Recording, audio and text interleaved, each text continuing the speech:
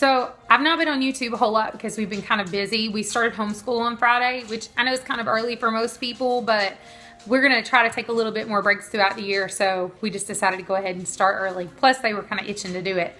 Like I told you guys, a lot of things have changed. Of course, with the way that we're working our homestead. I finally got the quail. I'll show you guys a little quick clip of those guys in a minute. I actually received button quail. So we started doing a little research and I'm kind of confused, honestly. Most homesteads that raise quail, they do it for meat and eggs. So most people raise the Turnix or the Japanese quail. She's singing. They're watching Frozen, so she's singing Let It Go. So anyway, most homesteads raise those, the Turnix or the Japanese quail.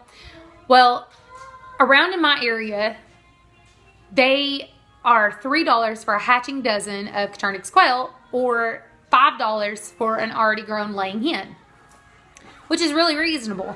But what doesn't make sense to me is I started researching the button quail and trying to find, because I have a duo, and they said that they do best with trios. So I was going to look for another hen so that I would have 2 females and a male. And a dozen hatching eggs for button quail is $26. A grown quail is $15. Why? These things are so tiny. Literally, they're less than 5 ounces. Cannot be eaten. I mean, I guess you could if you were starving or something and wanted to like butcher them for a bite. I don't know.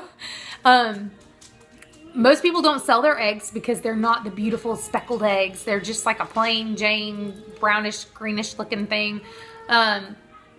Sometimes they'll have a little speckling, but very rarely. They're hard to hatch. I mean, they don't have a very good hatching rate. I mean, literally, it's more expensive to buy and own these little worthless birds, these little useless things. So I won't be getting into button quail, that's for sure. I will probably go ahead and get the extra hen because obviously I have discovered now that these are money makers. So that's what I'm going to do with them.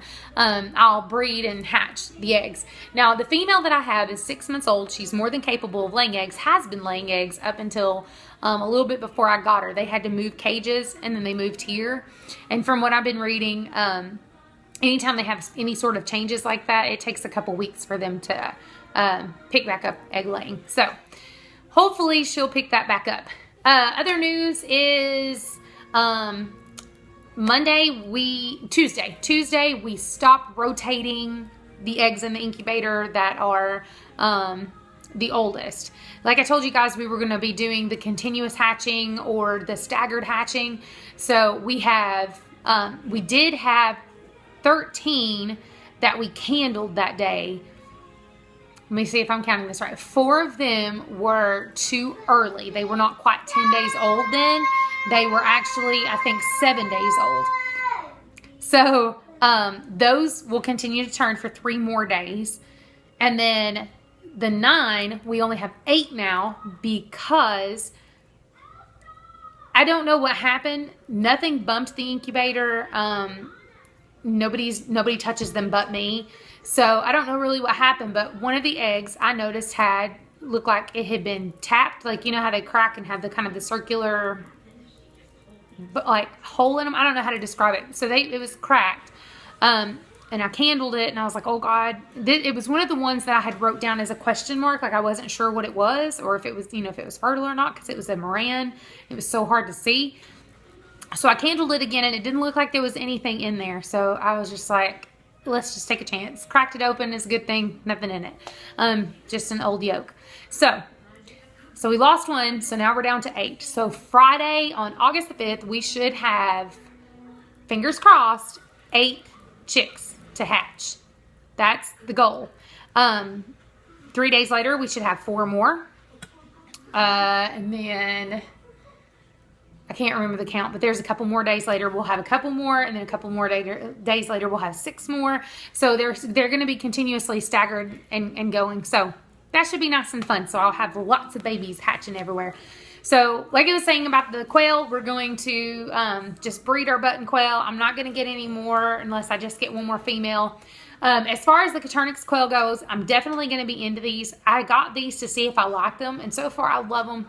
Quail are so cute, and they make these little, like, I don't know, these little chattery noises. If you guys follow Amy with Fuel's Homestead, you will die laughing. She has a video, and I will link it so you can watch it. She's talking about her getting quail, and she describes them as feathered ninjas. She is not joking. I opened that cage, and it was like pandemonium. They were freaking out and karate chopping and all kinds of crazy stuff. So I ended up clipping their wings because they flew out, and they can fly 50 feet up in the air. So you definitely want to clip their wings if, you know, they're going to can get out somehow. So you should have seen me and the kids running around trying to catch the little female, and I was like, please don't kill yourself. So we went ahead and clipped everybody's wings so nobody can fly. But in order to get the Coturnix quail, I'm gonna have to revamp the barn, because what I have inside the house is a little cage, and it's more than adequate enough for my button quail, but it's not gonna be good enough for big quail. So what I'm planning to do, maybe, we have two options. Number one, I'm going to clear out the barn of everything that's in it. I could build cages and put them up along the wall so everybody's up at eye level, and I could do it that way. Or I could, the stalls that are already there, put like hardwire cloth or chicken wire or whatever going up to make almost like an aviary that I can walk in and out with a little door and everything that I could go in and out of. And if I did it that way, see, quail do not roost like a chicken, so it doesn't need to go up. They just need space because they're ground dwelling birds. So their little feet are flat. They don't roost. So you either, a lot of people keep them in cages with hardwire cloth underneath them so that they can poop through it, because they'll walk right through their poop and they'll get really nasty. So I could go that route, or I could raise them on the ground, like on the ground of the barn, and, you know, put like bedding down and let them run around. And I feel like that would be more natural for them and that they would enjoy it more, especially since they can't go outside at all. So this would give them, you know, places to forage. I may even grow like little pods of grass and stuff that they can get in and mess around and hide in. And so I'm thinking I may do that. I actually think it'll probably be the cheaper option too, and I could build large aviary areas and then have lots of quail. So that's what we're going to be doing with that. And I can't think of anything else. I'll show you the surprise my husband brought home for me. And until then, I'll see you guys sometime this week. I'll make sure to keep posting videos and keep you updated on how it's going. I'll show you the quail. I love you guys. Hope you have a great rest of the weekend. See you later. Bye. So some men bring home their wives flowers. Mine brought me a turtle. This is Franklin, which we named Franklin for the cartoon, you know, like, hey, it's Franklin. But if you don't have kids, you probably don't know what that is. It's a cartoon.